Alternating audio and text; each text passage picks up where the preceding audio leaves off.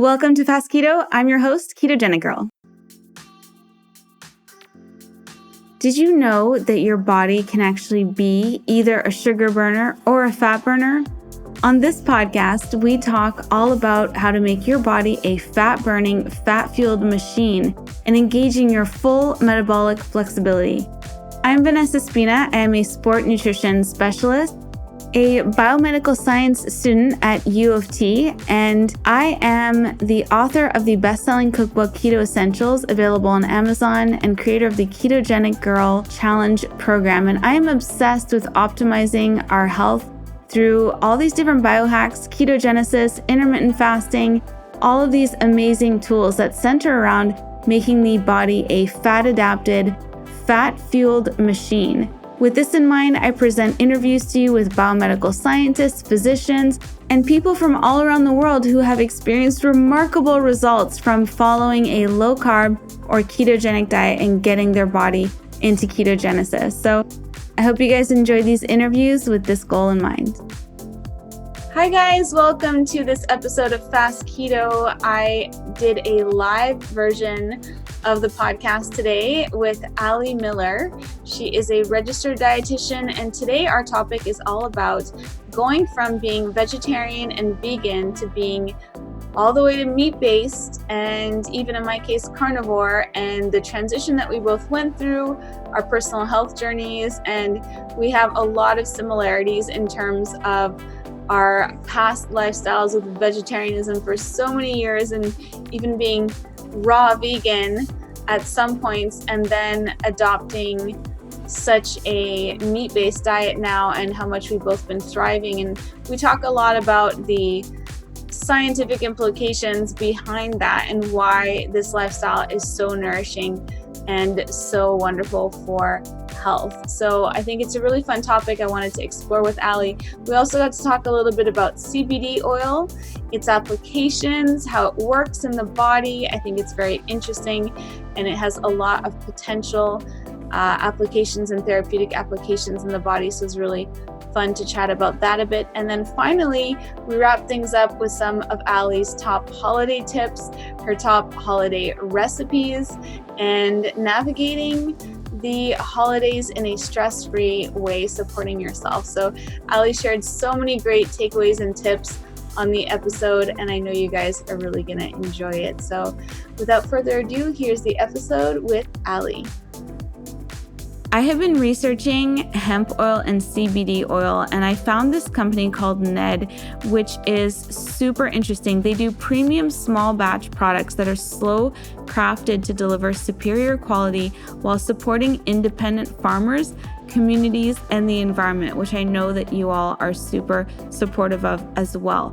Our bodies need to get essential fatty acids, and hemp is one of the best sources that you can get these fatty acids from. They have a couple of really cool different collections. One of them is called the Ned Natural Cycle Collection, which is to support humans who menstruate during their cycle.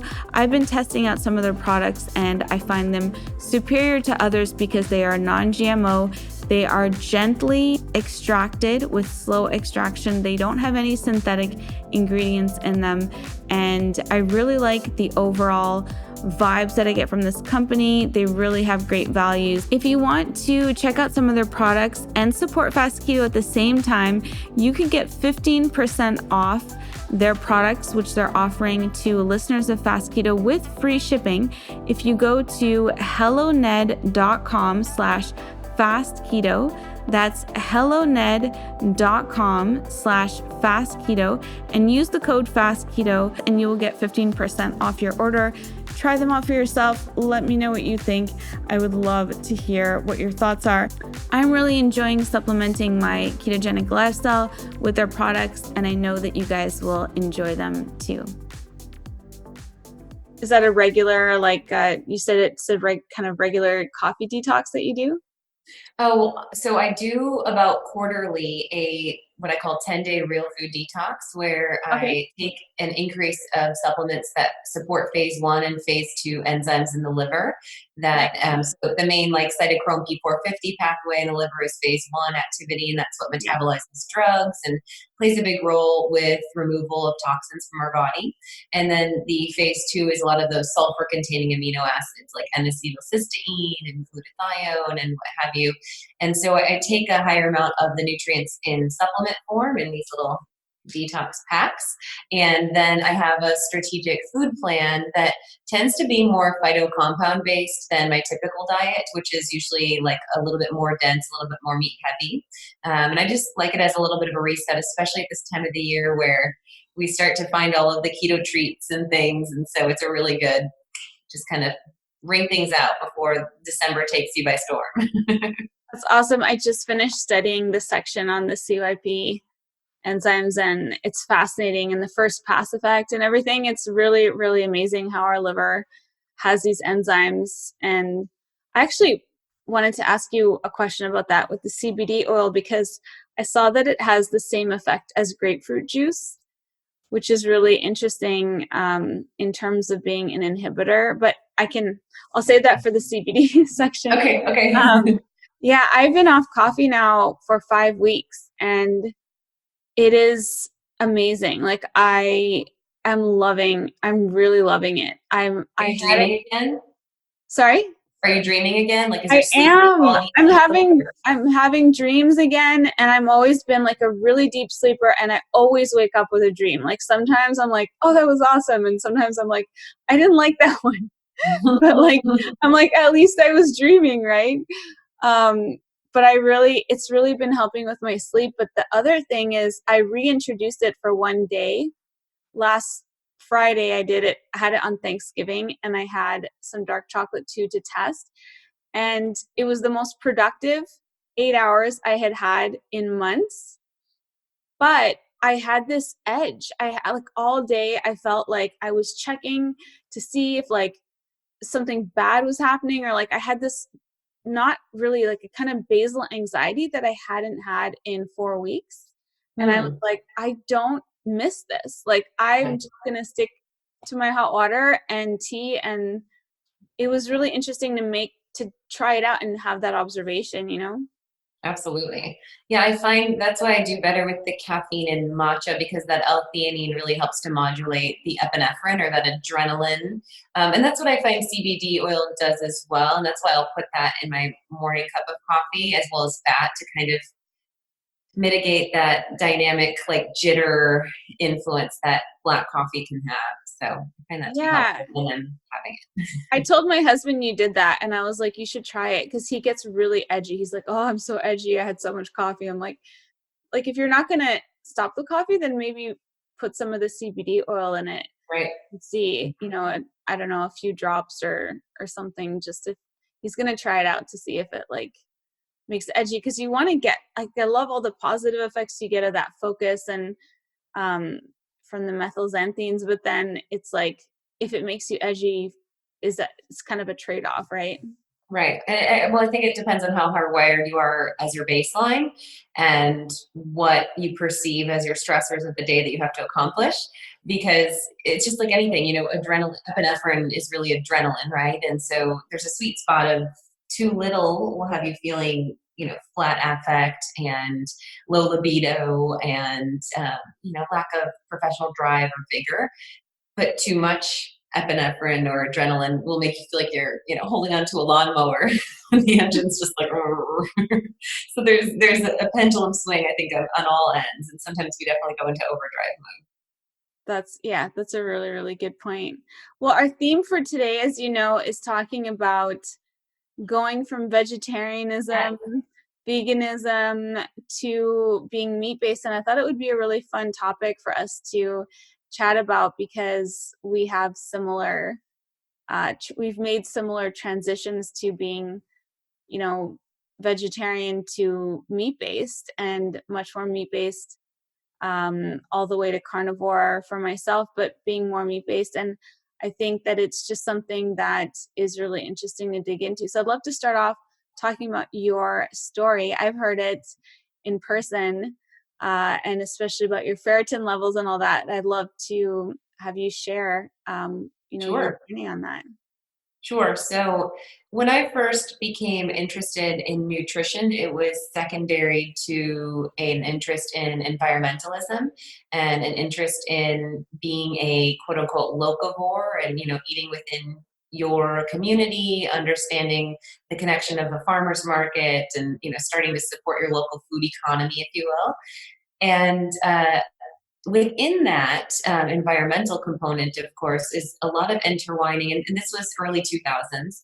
And so a lot of interwound organizations that are looking at, I think, some convoluted statistics or making arguments based on ethics against meat.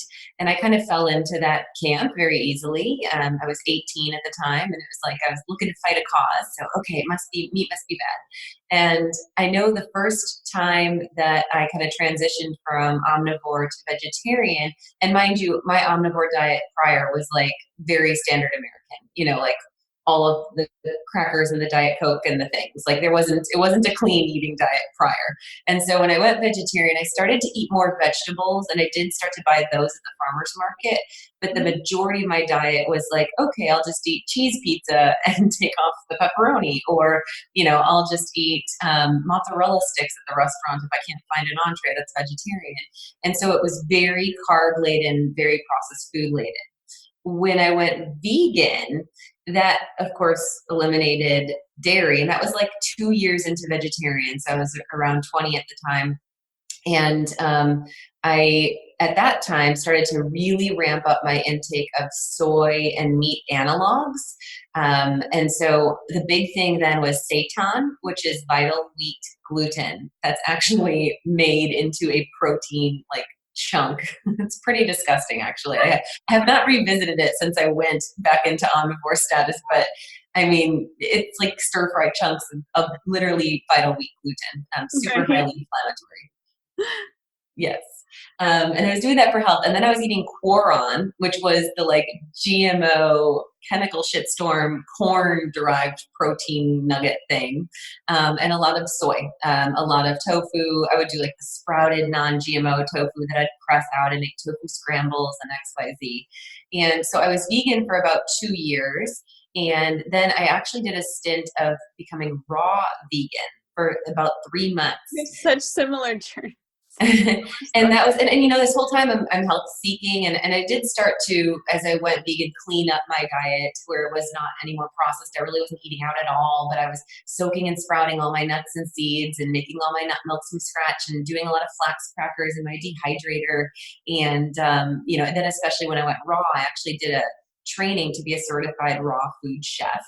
And through that practice then said, okay, I'm going to commit and I'm going to transition into the raw diet. And at that time, I already was at the heaviest weight I had been. I was actually a dancer, a ballerina. I was very fit. And I had transitioned my career at that time. I was at Bastyr already. I had just started the path of becoming a naturopathic dietitian. And so I was at this raw food restaurant, learning how to be a raw chef, dealing with really chronic neuropathy. And so my hands, I would lose sensation in my hands. I had shooting nerve pain. I have Raynaud syndrome, and being in the Pacific Northwest outside of Seattle, where it's constantly raining and that bone chilling cold, I started to have really severe flares, where like literally I would lose circulation and color in an entire finger for 8 hours or something like that. And so I was working at an organic farm at the time, working at a raw food restaurant at the time. And in the middle of that semester, I started to also have the onset of panic attacks where I'd have to pull my car over. I was having so much shortness of breath, and I thought it was just because I was, doing these hills on my hikes and jogs, and, it was maybe the atmosphere. But really severe brain fog, really bad shortness of breath. I mean, difficulty concentrating, and then really severe insomnia, and started to get pretty dynamic anxiety, like the proverbial elephant on the chest. And I think that was exacerbated because of the shortness of the breath. So when you can't breathe, then you get wound up and you get concerned and you don't have circulation and all the things kind of were compounding. And so I started to seek treatment at the Bastyr Naturopathic Clinic, the same clinic that the following year I would be a student practitioner at. And we did a bunch of preliminary labs. And yes, we did a CBC, a complete blood count. We did a comprehensive metabolic panel. Everything there was normal as far as liver enzymes and kidney function and what have you. My CBC showed low hemoglobin. And then we looked further and saw my ferritin levels, which is your iron storage, was at a 2. And when ferritin drops below 40, we start to typically see hair loss. You can't regrow hair until your ferritin gets up to a 70, and a normal range can go upwards into the 300s. So 2 is very dynamically low. And that's significant because, of course, iron carries oxygen to your brain. So that was having, I think, a big influence on cognition. And also, I was losing hair and also that shortness of breath because that oxygenation of the heme iron. And I also was clinically low in B12 in a blood serum draw, and I believe zinc as well at that time. So, of course, I went back for my lab review. They did some acupuncture and some other traditional Chinese medicine work to help with my circulation flow. I started taking all these herbs and things, and I went back to the clinic, and they presented the information and said, well, here's a vegetarian handout on sources of iron. And luckily, at that time, I had already had enough nutrition education under my belt that I had just finished learning about heme versus non-heme iron, and how non-heme iron from your vegetable forms of iron, like spinach and so forth, can be in a ferric form, and it needs to be in a ferrous form, so from a +3 to a +2 charge to actually be absorbed at all. So, I was learning about, as a vegan at that time, you need to combine like lemon juice in your salad. And that is a true thing, that acid and that ascorbic acid from vitamin C does help to increase the nutrient density in your greens. But even in a ferrous form, excuse me, when it's more bioavailable, there's oxalates. So I started to learn about anti-nutrients right away at that point. And then I started to learn about the different molecular structure of heme versus non-heme iron and how the bioavailability is so different. So I looked at them and I looked at their handout of chickpeas, lentils, spinach, XYZ, and I said, I'm maxing, I'm not kidding, as a vegan, I am eating 10 times these. I wasn't eating any of the legumes being raw, but I was doing all of the greens and all the things. And I said, I think I'm just going to eat meat. And they were like, oh, well, if you're good with that, that would be highly recommended. They kind of were like, okay, that was a quick change. And I went that following weekend to an island off of Washington, and I shucked raw oysters. And that was one of the first things I had. And I had raw egg yolk maybe before that in a couple of green smoothies that I kind of separated my egg yolk and put it in the green smoothie. It felt safer for me in some reason. And within weeks, like a 6-week window, my husband was making a ribeye from a local farm. And I was cramming for an exam, and he jokes that I like floated like a cartoon character through the kitchen. And before he turned around, I had half the ribeye gone. It was just like a super primal, and he was like, oh, I guess I have to cook another one. It's like Yes. mixed emotions. Yes. And I never went back. I right away felt immediately grounded. I felt like I could breathe. I did take iron supplements as well, mind you. I had to get back into an ideal range. But the consumption of meat and the also paired with, I had already luckily pulled out all of those pro-inflammatory, like the soy, the gluten, the corn, all of that from being raw vegan. So I just transitioned very easily then into a really primal paleo clean eating diet. That makes sense. Yeah, that's so funny. We have so many commonalities in our story. I did ballet as well. Okay. And I was living in the Pacific Northwest, so I know all about that. But that first transition, I think, is the hardest part. But once you get past it mentally, especially, I find when you're vegetarian, so I was vegetarian for 17 years. I was vegan for a couple of years, raw fruitarian, like, of course, the total extreme of it. And my health was so bad, like I couldn't get off the couch. And my dad was like, you are in your 20s. Like, when I was your age, I was running around playing tennis, volleyball, like constantly active. Like, why can't you move? And I was like, I don't know. I think I'm just tired from work. It's like, no, I felt like a 90-year-old woman, like in a 20-year-old's body. And my naturopath I went to go see, he was like, well, maybe he was vegetarian. He's like, maybe you should try adding some like fish and poultry back in. But going to red meat was very, very difficult, I think, because of the redness of it, like the raw, realness of it. And I was at my best friend's house. They were grilling all this meat. They're having a cookout. And I had been considering it for a long time. I knew we were coming back to Prague and it was going to be easier to do more of a, meat diet. I've been doing keto. My health was getting better and better and better. And I was like, I think it's time. I'm going to try some steak. And my husband has this photo of me taking the first bite of steak. And I was going like this. And I had such a look of like bliss on my face that he posted the photo and everyone thought he had proposed to me because I was like I Oh was my goodness, I love it. I hadn't had red meat in years. And I grew up in Asia. We mostly ate pork before Yeah. I went vegetarian, and chicken. And we just ate steak maybe once a year. So it was like, Oh, it was so crazy. And I noticed I didn't have all the levels tested like you did to be able to see and make those assessments. But the iron, I think, is such a huge factor. And one thing I wanted to chat with you about too is the connection that I've seen. Dr. Paul Mason, I think, was the one talking about the connection between iron levels and thyroid in women. I'm curious if you've seen anything about that.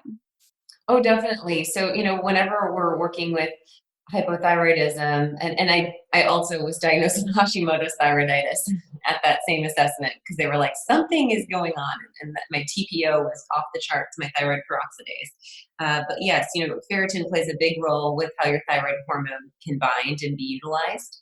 So when it's that low, and that's why it's kind of compounded with when women are experiencing hair loss, you want to test ferritin as well as their thyroid to look at binding globulin. You want to look at the free T3 and free T4 beyond just the TSH. And then you want to look at those compounds that look at the autoimmune element, which is the antithyroid globulin and the thyroid peroxidase. But yeah, ferritin plays a significant role. And, the thyroid plays such a regulating piece of even your fight or flight stress access. It's a big piece of the puzzle, most definitely. And it's so funny. I went red meat first. I did all fish. I did eggs, fish, and then red meat. And it took me a while to actually have chicken. And it was more just, I don't know, I think it's a texture thing, or I'd overdone chicken in my past. But red meat just felt so right. And I actually had to go see a cow get slaughtered to make peace with it, which is pretty extreme. And that was one of the cool things about my opportunity at the school I was at. I got to meet with raw dairy farmers, and there was so much of an emphasis of, really local scale food production. And if you're going to do food as medicine, you have to start with a quality pharmacy type thing. And I still regret to this day because there was this beautiful raw goat milk that came, a raw goat farmer, and she brought raw goat's milk and talked about how she used calendula to prevent mastitis on her goats, and all of her like homeopathic approaches of managing and rotation. And that's also when I started to learn about the role of ruminants as being essential in environmentalism, and how ruminants really are necessary to retain quality soil, and that's our biggest environmental threat is the loss of topsoil, and the fact that we may only have 50 to 60 seasons left of harvest. And so that really helped me to rewrite my script and be like, okay, I can vote with my dollar by supporting and being a consumer of local quality grass-fed ruminants. And so ruminants were the easiest actually for me to eat for whatever reason. But at that point, I wasn't still ready. I didn't have the lab values. And so I missed out on tasting her, what was probably dreamy, raw goat cream. So one day I'll have to go back up to Washington and knock on her door and say, I've been thinking about this for 15 years. Yeah, it's amazing, I think, too, that I think for me with the red meat, I also had a hard time just like even touching it at first and cooking it. Um, I think when I was living in Vancouver and I'm not sure if it's the same in Seattle, but Vancouver is a very pro-vegetarian part of the world. There's probably the highest density of vegetarian, vegan cafes, restaurants. It's a huge part of the culture. And you also, whenever you sort of get biased and you want to convince yourself and, you get this confirmation bias. So you're like, you see an article about like, oh, eggs are, have this in them. And you see these articles that reinforce your way of life. And I think it's because it's actually hard to live that way. And so you need to constantly reinforce like why you're doing it. And so you convince yourself of all these things. And then it's hard to kind of unravel that. And that's the psychology of it. Did you have any like psychological hurdles, in Oh, terms of absolutely. exploring that? And that's really when I came up with that mantra, doctrine creates disconnect, because I felt like it was the closest thing to like a religion, as far as the like vegan and vegetarian movement. And yes, in Seattle, there's like that still that there was at least 15 plus years ago, that big like punk rock movement, which is very like vegan anarchy and all that kind of stuff. And so, pleather, not real leather, like Exactly. pleather coats and metal spikes and all the vegan things. But yeah, it's such a doctrination where you seek out that information and you will tell your body to kind of, you will silence the feedback of your body, of the whispers and even the screams of saying, this isn't right. And I think that stings true really across the board with any diet mentality or protocol. I'll even tell people like with my anti-anxiety diet, I developed this to be a 12-week protocol. And then I've developed where you should take it to make it your own. Like if you start my anti-anxiety diet and in 3 years you're still doing my anti-anxiety diet, you need to find a way to make ebbs and flows within your intake so that you are honoring and listening to your body. And that's kind of how I feel about all elements. And that's where I treat myself. Maybe in a season, I might eat a little bit more warming foods. And maybe in another season, I might want more raw roughage. Like with it being colder, and in Austin, it's like 50 to 60 degrees, so it's not that cold, but I don't desire raw greens. Like I'm not going to be having a salad. It doesn't feel right. I want a like warming curry. And so I try to listen to these things versus making kind of guidelines and rules of what I need based on a concept. What was it like a standard day of eating for you, like vegetarian versus now? Let's say, how about a normal vegan before raw vegan? It'll be easier. So, oh my gosh, I remember one raw vegan trip with my family where I literally flew with my food processor, my full food processor. My parents thought I was a Looney Tune, and I like had to buy all my groceries. I mean, that's what I love about keto. When people say, "Oh," it's like, no, keto is the most freeing diet. Like you can actually do it anywhere. But yeah, Anywhere. I had my food processor and had to make all of my things every day. So as a vegan, I did a lot of in the morning, like oatmeal. I would do like oatmeal with chia seed and nut butters, and I started to increase fat, which was helpful because prior it was very high carb, like I said, higher processed food. And I didn't really use any protein powder. So if I did a smoothie, I did smoothies pretty regularly. They probably had like 60 plus grams of carbs, maybe a full banana in there with another half cup of fruit, maybe half cup of berries. I'd throw in like hemp seeds and leafy greens. And I was using, I think, almond milk, the majority of almond milk or hemp milk, not a lot of coconut milk really until I transitioned into more paleo. And then so I'd have my smoothie, my oatmeal. So I pretty much had a pretty high carb spike. And then I would do for dinner often, like some of those different proteins. Like I remember I would do risotto with like asparagus and sun-dried tomatoes often, and then I would do some of that seitan on the side, like that vital wheat gluten, or I would do tempeh, which is That's gonna say fermented soy in those patties, and I would like slice that up and pan sear that. But really, occasionally I would do a tofu scramble, but it seemed as if really 1 or 2 meals a day had protein. And I definitely know I didn't do any advanced testing on amino acids or such, but I know that what I know about amino acids, glycine to name one, and so many others that you get in connective tissue and protein consumption, that had a huge 180 beyond the iron of how I felt so cognitively grounded. And I really felt back to myself again when I did start to incorporate animal protein. I really find it's not just the protein grams, because I I still work with vegetarian clients, and I'm always trying in the most compassionate way to push them towards omnivore. And that's my biggest argument is it doesn't matter the analog of your pea protein on an amino acid level. There is a different influence of eating animal products. They do the work for you. And I think once you can really wrap your mind around that and really understand the impact of anti-nutrients, gut integrity, and then the therapeutic compounds that animal products can give you beyond, again, just the 20 grams of protein that you're trying to match in your vegan diet, it's just a world of, it's a different world. All right, guys. Now, I know you're like me. You love to budget and save money, but also feed your families the most high quality, delicious tasting food that is super nutrient dense. Now, that's why I love ButcherBox. They make all of this super affordable by taking out the middleman, grocery stores, and being able to purchase directly from a collective of ranches. This way, we support buying high quality grass-fed and finished beef, free-range organic chicken that's free of antibiotics, heritage breed pork, wild-caught Alaskan sockeye salmon, all of this so affordably by being able to buy directly from the ranchers and fishermen.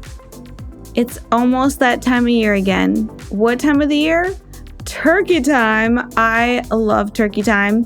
New members signing up to ButcherBox right now will receive a free whole turkey in their first box starting on October 15th. So if you aren't signed up yet, you can sign up for a ButcherBox subscription using my code, and you will receive as a new member a free whole turkey in your first box to celebrate Thanksgiving with. The holidays are coming up. It's turkey time. I love turkey and I love the holidays. So go and sign up and don't delay, because this is a fantastic offer, especially for you guys, with you in mind and the holidays. That's butcherbox.com/fastketo. Try them out. I absolutely love what they do and how affordable they make it to have grass-fed, grass-finished beef and such high quality foods shipped directly to your door, saving time and money from having to go to the grocery store, and just being able to provide really high quality, nutrient dense food for our families. So that's butcherbox.com/fastketo. Let me know if you try them out. They provide absolutely delicious meat. I love receiving my box every month, and I know that you will too. For fun, one day I went back and put in like a standard day for myself, and it was at 350 grams of carb or something. Yeah. In a day. I guess I could see that. Yeah. I mean, I'm thinking it was definitely always over 180. I mean, I can't imagine. I did barely any protein except for some tempeh and tofu and no fat at all. I was like fully in that mindset of like fat is bad for you, and pretty much like 100, almost, I don't know what the macros would be, but 80 or 90% would have been, just carb. And I dealt with so many horrible health issues at the time, and you don't even know, I think, when you feel so bad all the time and it becomes your normal, you just get used to it and you kind of accept it. And that's one thing with keto that I see so many people experience is they're like, I had no idea I could actually feel this good Yes. in my body, because you accept that state that you're in as just, this is the best that I'm going to feel. This is what it feels like to be human. It's like, no, it doesn't have to be that way. And you don't have to be, like I would say, I just got used to having a dinner and being bloated afterwards, like massively distended and massively bloated. And I thought that was what being full is. Yes. And I didn't understand that you don't actually have to be that. Like, that doesn't have to happen to your body. Yeah. And what's really sad and wild about us is that we were doing it seeking health, but you can look at this in the same macro. Probably if we did a MyFitnessPal, we could fit the same macro of someone literally that was eating donuts, chips, crackers. Yeah.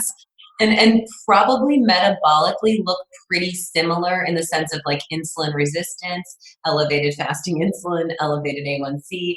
And so the impact, and I didn't do a lot of metabolic workup when I did blood work, but I know my DHEA was high, and I know that I likely had PCOS like symptoms because of insulin resistance because of the high carb diet.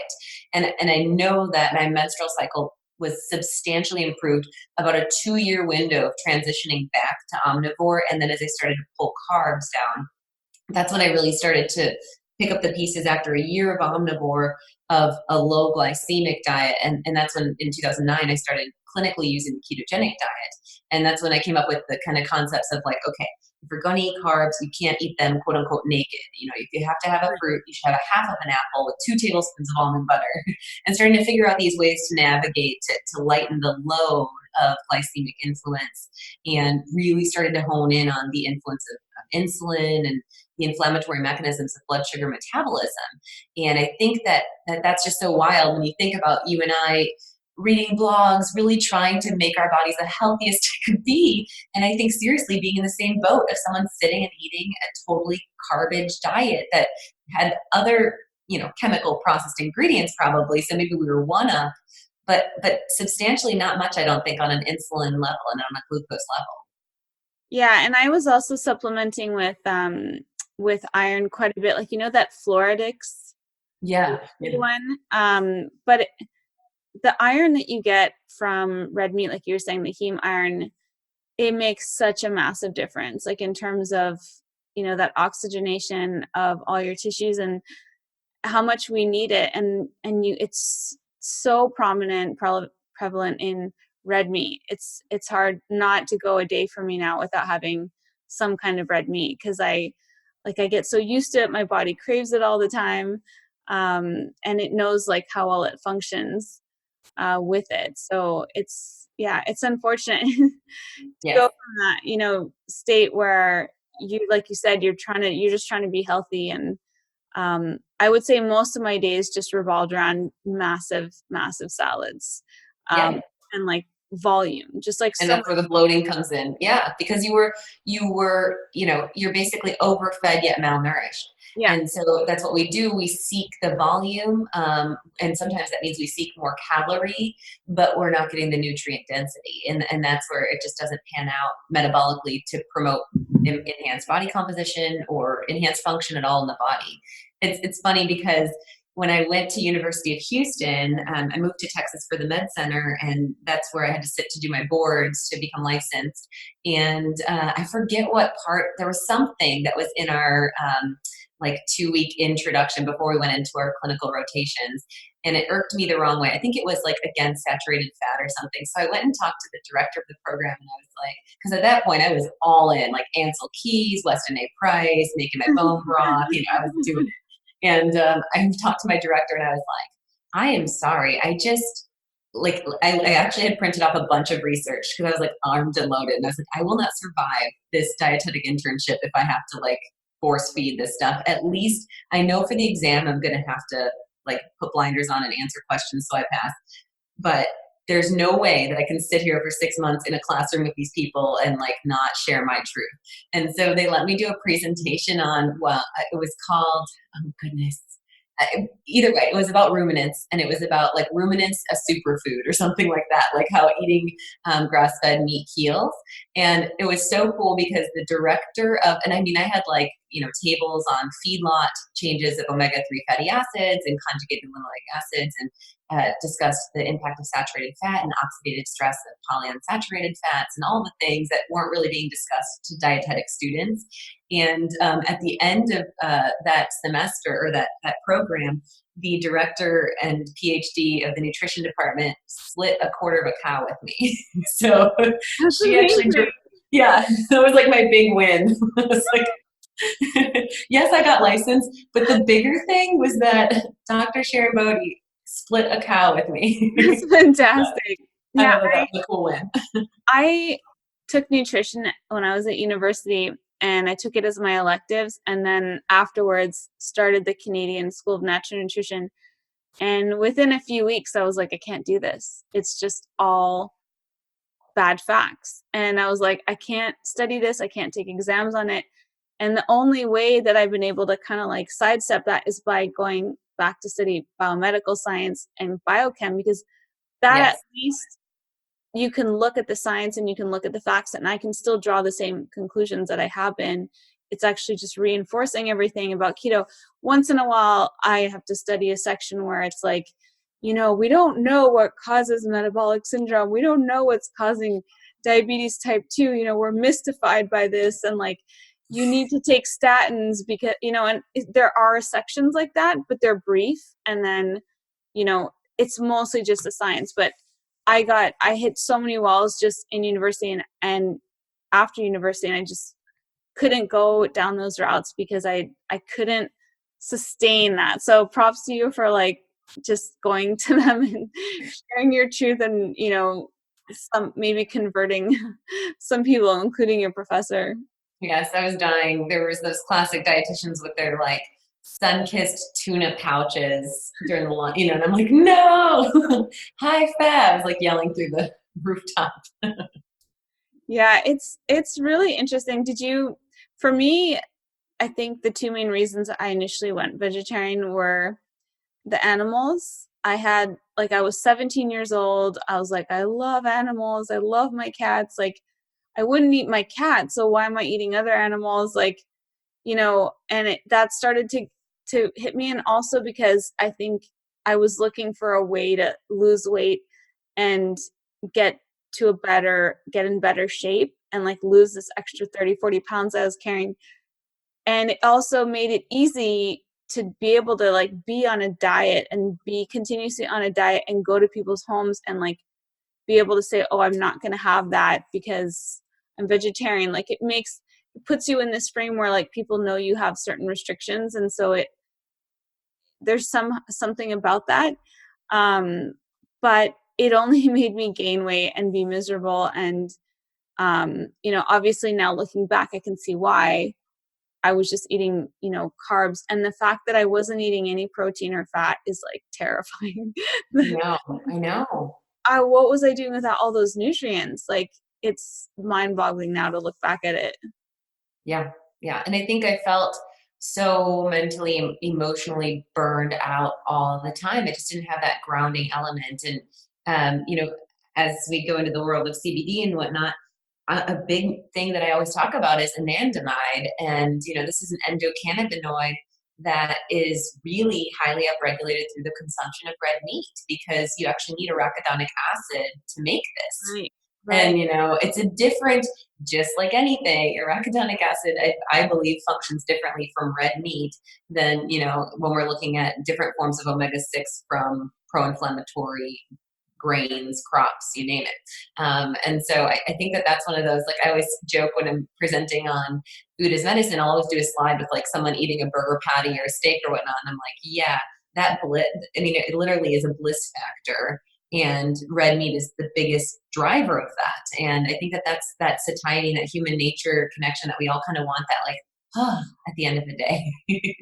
Absolutely. Yeah. So getting onto CBD, what first got you interested in CBD oil? And I mean, it's much more accepted and common kind of now, but for a long time, like I would probably have not even felt comfortable talking about it on Yeah. a podcast. So I mean, it's quite a shift that's happened. So what kind of got you into learning more about it and made you kind of open-minded to it? I mean, I've always been pro phyto compounds and always really interested in nutritional science and biochemistry of plant-based compounds. Well, really any compound, I'll say honestly. So not exclusive to a plant or an animal, like, anandamide from meat, whatnot. And, I've always been also like pro hemp and the impact of industrialized hemp. And in my hippie vegetarian, all those days, that was like all kind of a part of the culture. And so I've always been very intrigued of the use of cannabis as medicine in all forms. And so when CBD became more accessible, it was a really exciting turn of pace. And I remember talking to my mom and saying, I think pretty soon I'm going to be able to like prescribe, just like I prescribe 2 grams of an EPA DHA omega 3 fatty acid, think I'm going to be able to prescribe CBD. Like, and this is really cool stuff, and her being like, oh, watch out, Ali, I need tobacco or whatever, and being like, again, still a dynamic or, culturally maybe not accepted. But that was a while back. And, the dance is, I mean, I think cannabis as a plant, marijuana as a plant is a very therapeutic tool that we have available for human access and has been used for thousands of years. CBD in itself is a really good entry point because it is non-psychoactive.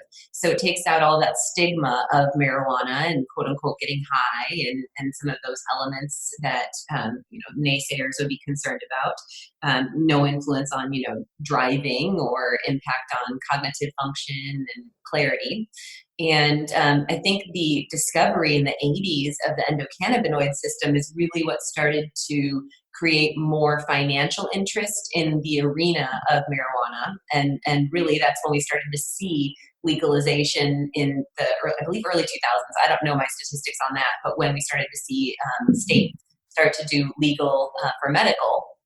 And we started to learn about this endocannabinoid system. And so when we're talking about that, basically we have our central nervous system, which is our brain and our spine. We have our enteric nervous system, which is the gut nervous system, which is like the second brain of the body. And we have an endocannabinoid system. And they all work synergistically. They can all communicate back and forth to each other. And the way that our body responds to cannabinoids is that it can produce cannabinoids through the body endogenously. That's really those anandamide, and there's another compound, 2-AG. Those are the two known endocannabinoids that we make in the body. And then we all have these different forms of receptors. There are two main known ones, CB1 and CB2. So the CB1 receptors in this endocannabinoid system are said to be more central nervous system, so more brain, more spine, more sensory impacted, so more brain, meaning like anxiety, mood, schizophrenia. A lot of research is being done, pain management, and then the CB2 is more immune mediating influence. And the cannabinoids, phytocannabinoids, which would be coming from the plant, cannabis plant, there's so many of them. So actually THC interacts with both the CB1 and CB2 receptors. CBD itself actually doesn't engage direct with the receptors, but it modulates the effect of the receptors to respond to the circulating endocannabinoids in your system. I can pause and we can clarify for some. No, that's interesting. It's similar. It sounds like it's kind of similar in a way to GABA or any agonist that's just going to be, enabling the receptors to bind more of it endogenously. Yes, yes. And so that's why, so there's three variables. There's your endogenous production. I guess there's four actually. There's your endogenous production. So how much endocannabinoid is your body making? There's the function on a receptor level. So, is there any impact on your receptor function? Is there something that's competing for that receptor site in the body, right? And also, do you have functional receptors? And then there's the enzyme activity of what pathways synthesize and break down your endocannabinoids at what rate. And then there's the fourth thing, which would be your exogenous or your external use of phytocannabinoids. So that would be, excuse me, in a full spectrum compound as a tincture or inhalant or capsule. And it could be full spectrum or it could be just an isolate of CBD. Yeah, that totally makes sense. It's so amazing how much has changed recently.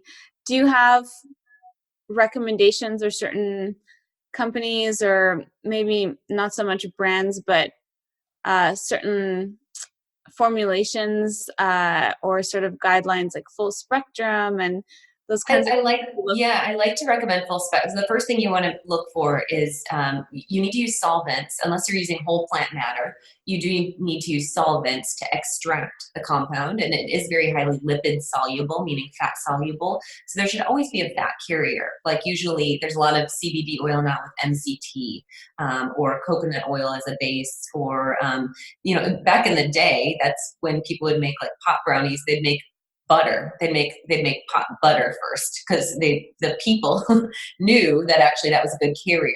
So you need fat to carry the active compounds, and so that's something to always look for. If you're taking a capsule that's like a powdered capsule, I don't really understand how that extraction process is going to be very bioavailable. And that is the issue right now with CBD, just like any supplement on the market. You can buy a fish oil in Walgreens and it can have soybean oil because things aren't FDA regulated, which could be good or bad depending on your position. And I think a lot of things that are FDA not regulated are powerful healing tools. It's just that we have to have third party testing to assess what is in the product. And so there are a lot of like GMP, good manufacturer practice stamps of approval as far as the CBD industry goes. And I do look for third party testing, meaning that there's a company that does not monetize, not the producer themselves, but a third party company is actually testing for solvent residue. So based on the extraction, is there any of these tetrachemicals? Are there any benzenes, any toxic compounds that are still maintaining in the product from that extraction? And then also, what is the actual percent of active compounds of what you are getting? Because if you're using this as a medicine, you really want to make sure that there's that standardization, that it's both potent and it's also pure. I've been trying this one. I'm not sure if you've seen it, by Ned. I've seen it, but I not personally, no. Yeah, it's they use like an oregano oil in it for the Okay. substrate, but it's really interesting. It's my first time ever like trying CBD oil, and we've been trying it out for just to see like help with sleep, and I haven't put it in my coffee yet, but I did tell Pete to do that. Yeah. Yeah. Well, it's interesting. People are always like, what should I expect? And I'm like, well, there is no psychoactive component. So you're not going to get like a light switch of like, oh, the classic like symptoms of being high by any means. And so really it's a gentle tool. The thing that's interesting about dosing, you can get an effective dosage, I believe, starting at like 30 milligrams. I haven't really seen efficacy under that. Yeah. And so you have to watch out because a lot of the dosing right now is based on the bottle strength. So the bottle might have, 1,000 milligrams, but then how many milliliters are in that bottle? And then you have to do that division to understand a full ml is giving you that amount. So Right. if it's, a 30 ml bottle, then you're getting, 33 milligrams per, just distribution. And so around 30 is a good starting point. But research studies that are done on, really significant mental illness or really severe like PTSD, as well as chronic inflammation can go upwards of 600 milligrams. And the dance is with CBD and not getting really a light switch effect. I think it's more like a slow influencer in the body and not silent. It has an efficacy, but it's not, again, this loud dynamic. Is that there's kind of a threshold where higher doesn't help anymore, so you kind of cap out. And I think that I always tell clients, start at 33, usually, again, because usually 1,000 milligram bottles start at 1 ml, which is 33 milligrams. And then, if you don't notice, like for instance, if you took that ml at bed and, you didn't notice that you had disengagement in your neuromuscular system, if you woke up, with no change in inflammation, if you woke up and didn't have any shift within your sleep, or during the day when you added that to your coffee, you didn't notice any change of the irritability, short fuse, then maybe try 1.5. And I kind of have them like titrate up until they experience.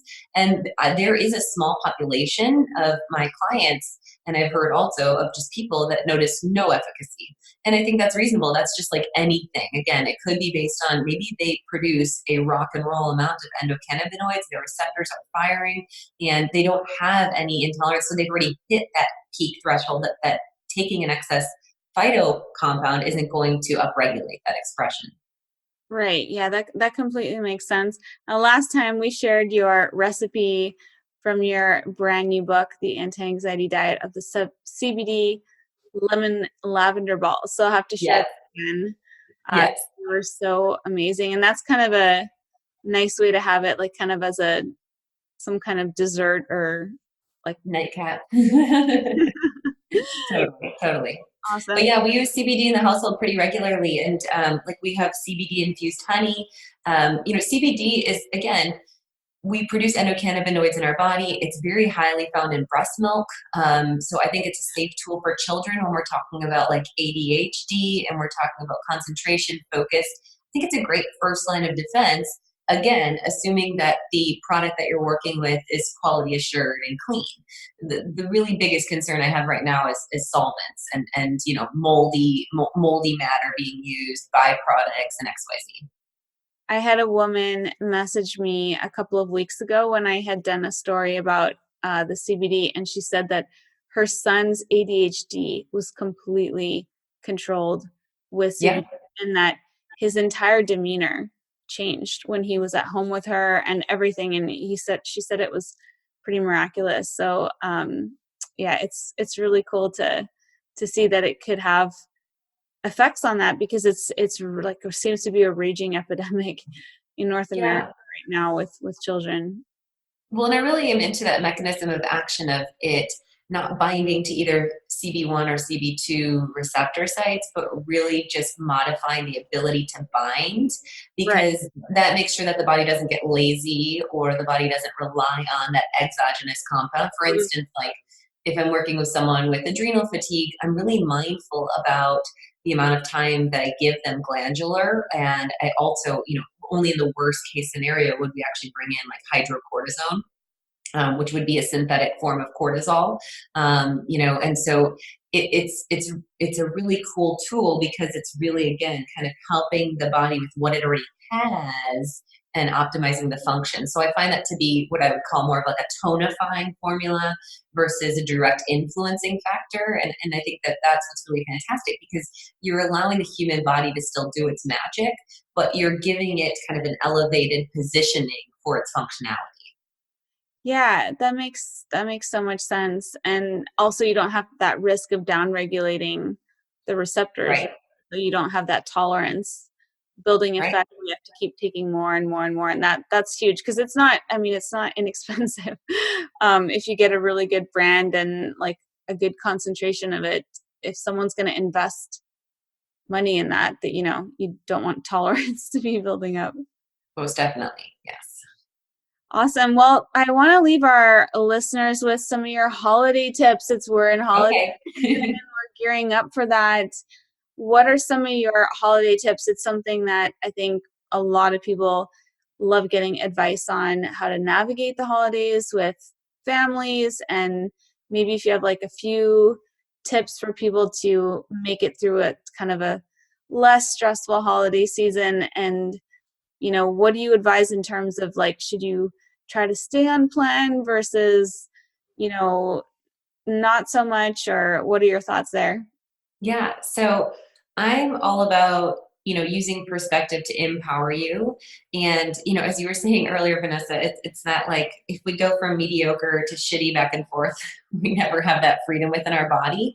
And so taking the holiday time to really honor and nourish your body is a great way to actually maintain more presence within your loved ones, the activities of the holidays, like the lights and decorating a tree and XYZ. And I find that if the individual is distracted with rumination on guilt, shame, feeling disgusting in their body, having inflammation, having GI distress, that all of that is a distraction from the purpose. So I hate to be like a Debbie Downer in that sense, but one of my first advice would be, maintain whatever works for your body and seek that as your freedom factor of feeling amazing and present this holiday season. This is not a time to stress your body out with something that you know is going to be taxing and create dysfunction, because that's only going to dissociate you from really what the holiday time is all about. So just reframing what freedom is. Freedom is feeling amazing in your body. And with that being said, the other maybe Debbie Downer, and then we'll talk about fun recipes, is it's okay to fast during the holiday season. And, that's something I was putting together an article for Mind Body Green. And they were like, oh, after Thanksgiving detox, what do you recommend? And I was like, a 3-day bone broth fast. And they were like, we think that might be extreme for our readers. And I had to like really fight for it. They ended up just posting an article of my bone broth recipe, but I was like, okay. But really, that would be my recommendation. If you've overstressed your body and again, you've overconsumed calorie, you need that metabolic reset. It's okay to not eat when you aren't hungry. And when you feel full, give your body rest and do something, maybe sip some tea, sip some bone broth if you feel you need that support, go for a walk. But I would say, it's okay to not eat also during the holiday season. And then on the things that you are eating and incorporating things like mindful indulgences, I think that, yeah, work with more anti-inflammatory foods that are fat focused and provide good proteins and still get a variety of your antioxidants and your color from those seasonal varieties of vegetables. And so some of the things that I love to do, I've been really into like delicata squash, which is like the oval size squash. And so you don't have to peel it, which is really nice. I've been just slicing rings of that and putting like pumpkin pie spice on there and then roasting that in coconut oil. And then throwing that like as a side with like pomegranate seed and goat cheese or something like that. That's been really fun and seasonal. I tend to do a lot more cauliflower and Brussels sprouts, and I'll add in, there's a really great recipe in the Anti-Anxiety Diet Cookbook, which has cauliflower with pine nuts, and I have that at the event as well. The pine nuts, and it's a champagne vinegar, and so it's just like a bright acid profile with a little bit of lemon, a bunch of fresh herbs, and really pleasantly balanced with that herbaceous flavor profile with the crunch of the cauliflower.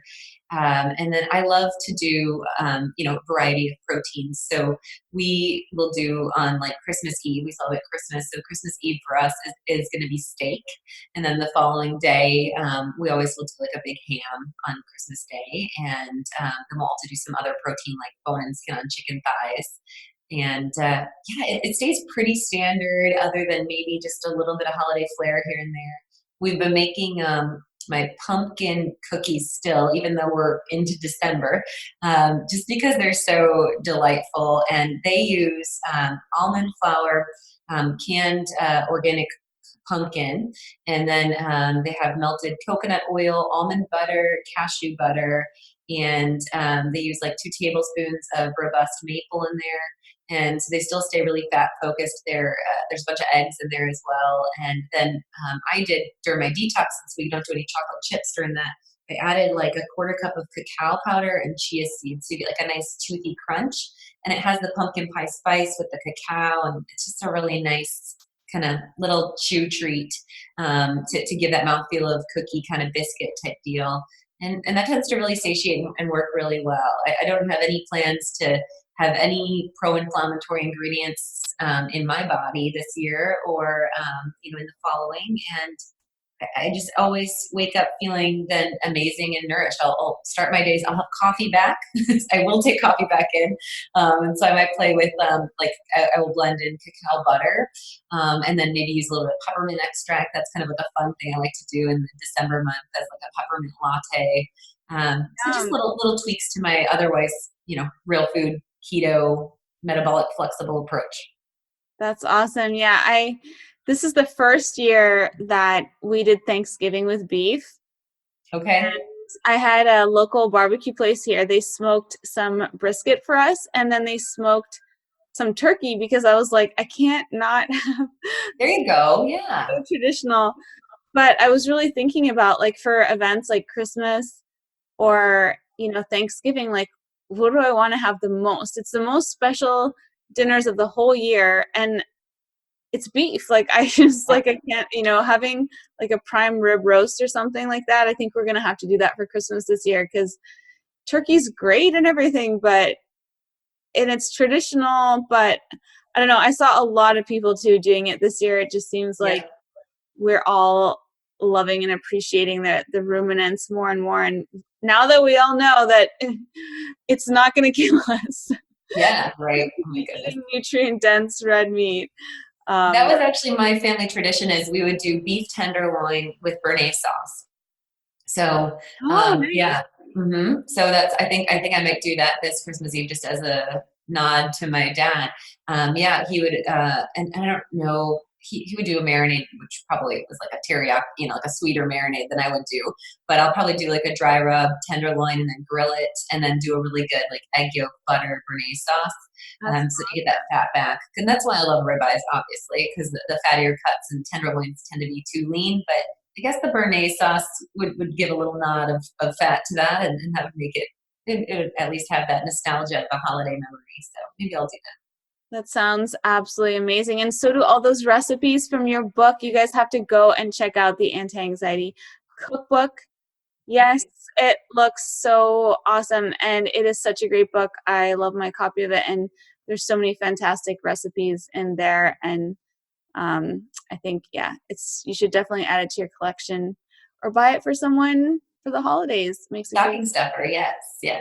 Awesome. So where can everyone follow you online and what's coming next for you? So everything is at Ali Miller RD on social media handles. It's just ALIMILLERRD. And the website is alimillerrd.com. So we try to keep it super simple. The website has all of the things like my blog and virtual programs and the books. And I think that this new year, I've been doing so much work. I just launched my program called Adrenal Rehab. And that's been a really fun piece, kind of as a nod to the anti-anxiety diet cookbook, just taking some of this next level element in a delivery in video context and more of the deep dive emotional work. I have an entire handout on managing your allostatic load, and there's a scorecard of what are your stressors and then what are modifiables or things you can bring in to mitigate the stress. So it'll have adaptogenic herbs, blue blocker glasses, walking outside for an hour, all these things to get you back to parasympathetic based on your load. And that's kind of a fun tool. And then there's other deep dive mental emotional stuff the subconscious basement thoughts that we all carry around and the influence of the nocebo effect, how negative thoughts can really be harmful for the body, just as dynamic as positive thoughts can be influential in a beneficial way for the body. So that's been a fun program, and that's like an evergreen thing that people can do at their own pace. And I promised Brady, my husband, I wouldn't write a new book in 2020. So we'll wait till 2021 for the next one. But I think it will be on kids, and Awesome. I think it's going to be on from prenatal all the way through toddlerhood, maintaining, a fat fueled approach to lifestyle and the impact of glycemic index on development and, kind of food as medicine, nutrient density for optimal health.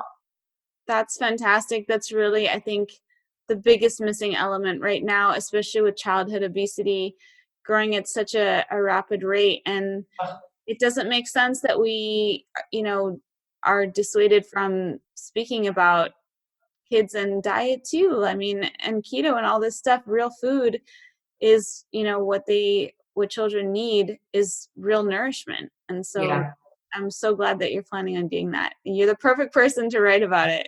We'll see. Thanks. It's always fun watching my little Stella doing all the things. So awesome. Well, thank you so much for being back here again on the podcast. We really appreciate you taking the time, sharing so much of your wisdom and expertise out there for all of our listeners. So thank you so much for being here again. Thanks, Vanessa. It's always fun. Thanks for having me back. And you have a fantastic holiday season. You too. All right. Bye-bye. All right, you guys, I hope you enjoyed that episode with Ali today. It was so much fun having her back on the podcast. I love when we get to hang out with her here on Fast Keto, and I hope you guys got a lot out of that episode. Be sure to go check out her online and her fantastic book, The Anti-Anxiety Diet. It really is a great resource. If you are interested in trying keto with me, finishing off 2019 strong, or getting it for yourself as a Christmas gift to kick off January of a brand new decade, 2020, studies have shown that working with a coach really helps you get better results, more effective results, more consistency, and I am here to be your coach and your guide. If you want to try it out with me, check out the Ketogenic Girl Challenge at ketogenicgirl.com. You can get any of the programs. My most successful program over the years is just the original 28-day challenge program, but I also have the phase 2 higher protein plans if you are interested in doing more of a carnivorous style approach. However, for fat loss and weight loss, I absolutely recommend the original 20-day challenge. It is the most successful one, most effective program.